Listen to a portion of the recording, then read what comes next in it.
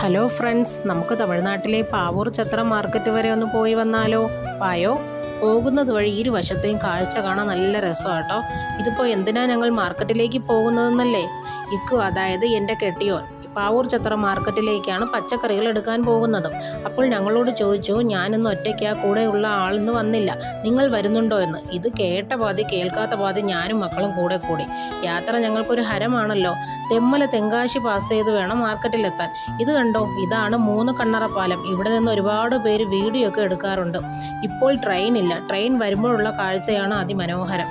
പരക്കെ രീതിയിൽ മഴയുണ്ടായിരുന്നേ, കൂടെ നല്ല തണുപ്പും. അത് കണ്ടോ, കോട ഇറങ്ങുന്നത് കാണാം. 3-4 മണിക്കൂറത്തെ യാത്രയുണ്ടെങ്കിലും വഴിയോരത്തെ കാഴ്ചകൾ കണ്ടിരുന്നു പോകും. അത്ര ഭംഗിയാണേ.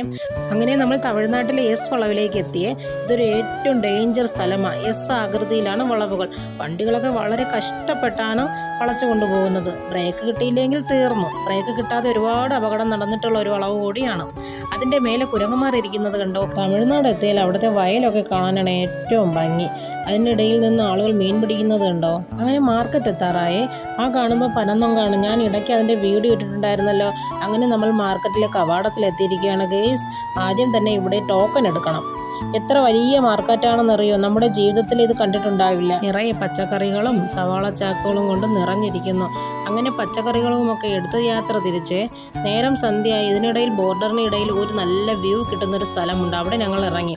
രാത്രി കാണാനാണ് കൂടുതലും ഭംഗി. ലൈറ്റും വെട്ടവും ഒക്കെ ആയി. ഇങ്ങോട്ട് വന്ന വഴിയാണ് ഇത്.